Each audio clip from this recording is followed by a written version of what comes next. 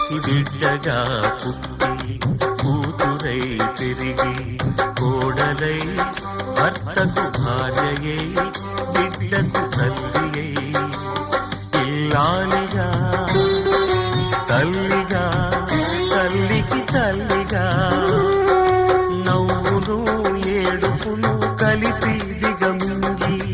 ఇంటినే గుడి చేసిన దేవత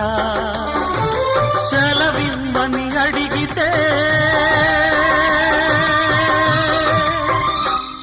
ఇక సెలవిమ్మని అడిగితే ఇది కనని వినని సంఘటన